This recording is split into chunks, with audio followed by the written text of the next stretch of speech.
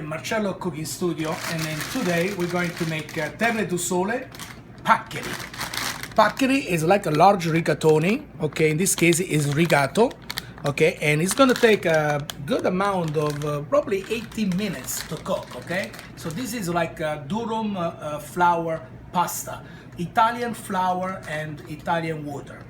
This product is made in Calabria. We're going to cook this pasta now in salty boiling water, probably by one portion. We're gonna do one portion, okay? And like we said, it's gonna take about 18 minutes to cook. So we're going to use this passata di pomodoro della nonna. So this is like a nonna tomato puree. It's basically, it's a cooked tomato, and it's been sterilized and cooked with nothing inside except for a very, very small amount of sea salt. So it's a ready sauce. So that way, to make the Amatriciana, it only is gonna take about probably the most, 6-7 minutes to do this dish, because it's already cooked, okay? So what we're gonna do is we're gonna put a little bit of this Calabrian extra virgin olive oil, being that we're using the pasta from Calabria. The Azienda Posterino produces this organic extra virgin olive oil. So we're gonna put it in, and at the same time I'm going to put some onions. The recipe that we're gonna do today, it's similar to an Amatriciana. We're going to sweat the onions together with some pancetta or guanciale, whatever you like to use for this, or if you don't find any one of these ingredients, you can use prosciutto, okay? So we're going to make it, the pancetta and the onions, basically pretty crispy.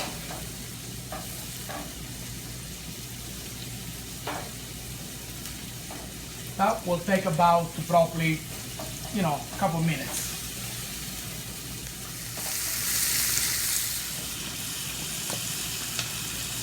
Now that the onions is very crispy, so what we needed to do is we needed to deglaze it with a little bit of white wine. So we're going to shut it off the flame. I'm going to put a little bit of white wine. Okay.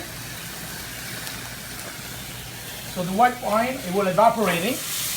Okay. And now we're going to add a little bit of a peperoncino, okay, a little red pepper, okay, and probably 1/4 of this bottle, 1/4 of this bottle per one person. So one bottle like this will probably serve 4 people, okay. So I'm gonna add the tomato here, passato here, and I'm gonna take a little bit of water from the pasta that is boiling, and I'm going to add inside here.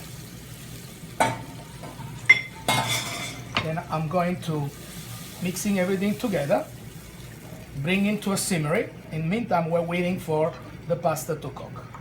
So I'm not gonna add any salt except for a little bit of black pepper, because the pancetta is salty. And then after that, we're going to use a little bit of a pecorino romano.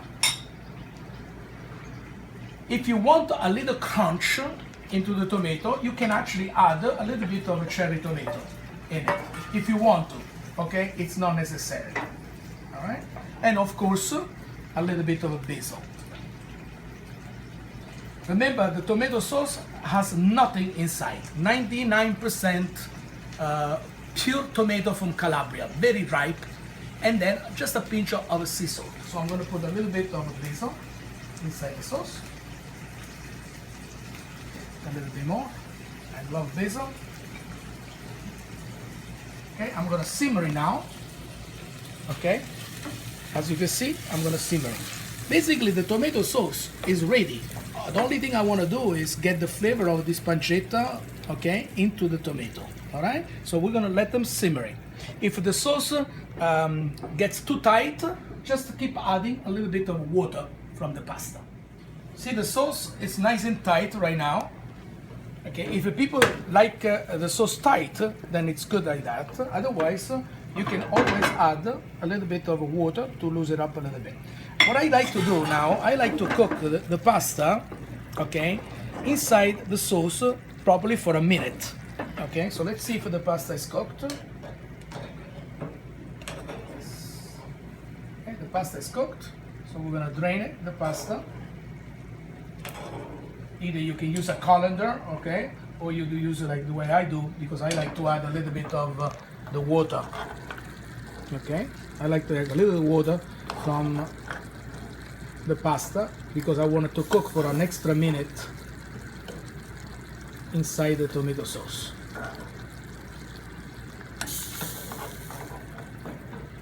Okay, so now I'm going to mix it up nicely. See, as you see how beautiful it is. Okay, I'm going to add a little bit of extra virgin olive oil, just a little bit from raw. Okay, and simmering this pasta now for a minute together with the sauce before we adding the pecorino romano. Okay, now the pasta is ready. The sauce is beautiful and tight. Okay, the flavor of the sauce got into the paccheri. Now I'm adding a little bit of a pecorino romano, and I like to add together with the sauce. So you can see how beautiful it is. All right, and now we're ready to plate the dish.